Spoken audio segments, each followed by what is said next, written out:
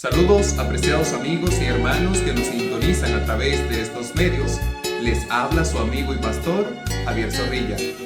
El día de hoy, domingo 29 del mes de septiembre, estamos ya culminando este mes y estaremos estudiando el tema La boda de Caná.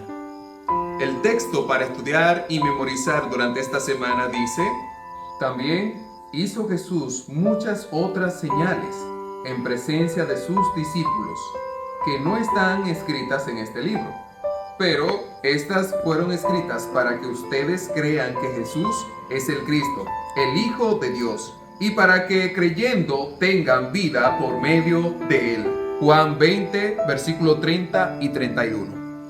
Lee Juan capítulo 2, versículo 1 al 11. Allí están las preguntas para el día de hoy. ¿Qué señal hizo Jesús en Caná? ¿Y cómo ayudó así a sus discípulos a creer en él? Mi amigo querido, aquí tengo mis apuntes para el tema de hoy. Nosotros vamos a responder esas preguntas, pero más aún, ¿cuál era la necesidad de Juan escribir sobre este milagro? A la vista de muchos, un simple milagro. Tal vez este milagro no aparece en otros evangelios, pero Juan sí lo toma. Juan tiene una intención especial al escribir este milagro. Ahora bien, respondiendo a la pregunta del día de hoy, hablamos sabiendo de antemano que todos o muchos de nosotros sabemos acerca de esta gran señal, de este milagro que se hizo en Caná de Galilea, que fue la conversión del agua en vino. Ahora bien, todos sabemos eso, todos manejamos eso. Después responderemos a estas preguntas. Vamos a analizar este tema de este milagro. Lo primero es ¿dónde tiene lugar? El lugar, este evento tiene una celebración muy importante, una celebración social, y este lugar está en Caná. ¿Quiénes estaban allí? Allí estaban aquellos que fueron invitados por aquella pareja que se casaba, pero además de esto, fue invitada María, la madre de Jesús, y Juan lo registra primero a María, la madre de Jesús, y también fueron convidados Jesús y sus discípulos. Entonces, para ellos era importante que ellos estuviesen allí. Todavía no iniciaba el ministerio de Cristo Jesús o la manifestación. Entonces, en tercer lugar, las bodas eran un evento comunitario de gran importancia en la cultura judía. Las bodas no duraban, o las fiestas, festejos y demás, no duraban tal vez como duran hoy, un día, 2 días o algo por el estilo. Las fiestas en ese tiempo se tomaban hasta 1 y 2 semanas, y lo podemos ver en el banquete de la reina Esther, cuando preparó banquete para su esposo y además para Amán. Vamos a notar también que había una necesidad. Hacía falta el vino en aquella ocasión. La madre de Jesús le dice: no tienen vino. Pero nosotros sabemos la respuesta categórica que le dio Jesús. Mujer, le dice, aún no ha venido mi hora. Y entonces algunos entienden como que fue una palabra ruda, pero en ese tiempo no se entiende así, que era una palabra ruda. Entonces esto generaba una crisis, la situación que estaba pasando en la boda, que hacía falta el vino. Pero entonces la falta de vino era un símbolo de una necesidad urgente y la presión social que enfrentaría esa pareja. Ahora, nosotros tenemos que analizar que allí habían 6 tinajas, y estas tinajas de piedra para agua, conforme a la costumbre, estaban preparadas o desarrolladas para la costumbre de la purificación que tenían los judíos. En cada una de ellas cabían 2 o 3 cántaros de agua. Jesús les dijo: llénenlas todas, llénenlas hasta el borde. O sea, tenían que estar visible que había agua allí. Nosotros tenemos que analizar por qué razón. La intención del maestro de que estas tinajas estén visiblemente llenas. Todo esto tenía una intención importante, y es que no hubiese lugar a duda del milagro o de la señal que el Señor estaba realizando allí con su poder. Las tinajas de piedras representan la tradición judía de la purificación, y Jesús, note mi hermano querido, utiliza lo común y lo ritualístico para manifestar su extraordinario poder, para manifestar algo extraordinario en ese lugar. Llenarlas hasta arriba fue una orden que Él les dio. Y este detalle demuestra el deseo de completar la necesidad y resaltar el milagro que estaba a punto de ocurrir allí. Entonces, luego de esto, cuando el maestro Sala o aquella persona que es el maestro de ceremonia prueba el agua ya que el Señor le dice, llévenle para que él pruebe, todavía nadie nota nada hasta que el maestro Sala prueba el agua y dice, pero caramba, todo el mundo prepara y sirve el mejor vino y después como el inferior, pero en este caso el mejor vino ha quedado hasta el final. Es decir, notan que hay algo extraordinario que ha ocurrido allí. Todos los que estaban allí, que fueron testigos, notaron que algo extraordinario ocurrió allí. Pero más aún, mi querido amigo, la acción del maestro Sala, su elogio al vino, sugiere que lo que ha ocurrido es excepcional. Indica que Jesús ha traído algo de calidad, sorprendente, lo cual puede simbolizar el nuevo pacto que establece. Bien, mi amigo querido, el secreto del milagro. Nota que mientras que los invitados ignoran el origen del vino, los sirvientes son testigos oculares de lo que allí pasó, son claves. Y ellos saben que hubo un milagro, que no hubo trucos, no le echaron saborizante alguno al agua donde ellos puedan decir, en ese tiempo no los había, pero no le echaron nada de esto donde ellos puedan tal vez imaginar que fue que pasó algo, que le echó algo, que lo trajeron así. Ellos vieron que fue agua que se echó allí y que entonces ahora cuando beben están viviendo vino. Es algo interesante.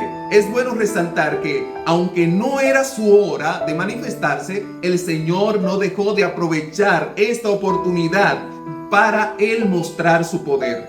Entonces, mi amigo querido, tal vez por no ser un milagro de estos milagros de sanidad, un milagro, algo así por el estilo, de estos milagros que cualquiera dice, wow, qué poder. Entonces tal vez no resalta tanto lo que haya ocurrido allí. Para algunos, para muchos, este milagro como que no es algo llamativo. Pero entonces a muchos les parece que no es algo tan grande.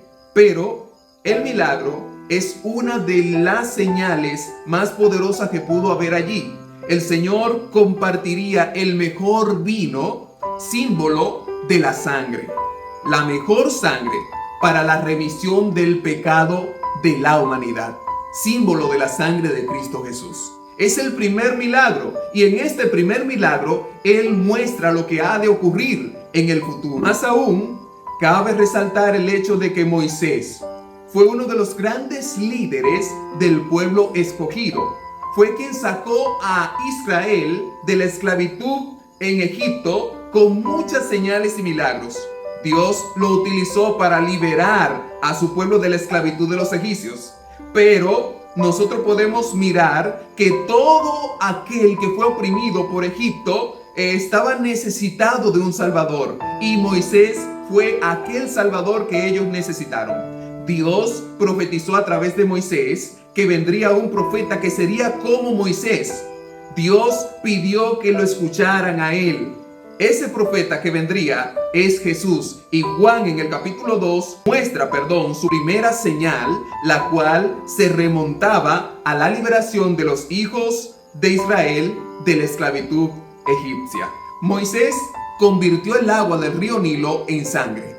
Este río era símbolo de fertilidad y era un símbolo de una deidad de ellos. Ahora, cuando es convertida el agua en sangre, el pueblo de Israel ve que ahora hay una gran manifestación de una señal del poder divino para liberarlos de la esclavitud de aquel opresor Egipto. Entonces, Jesús realiza el primer milagro, que es una señal poderosa, la cual indica que había llegado su liberación, la liberación de toda la humanidad, la liberación de la esclavitud del pecado. Por eso esta señal es poderosa, por el mensaje que lanza.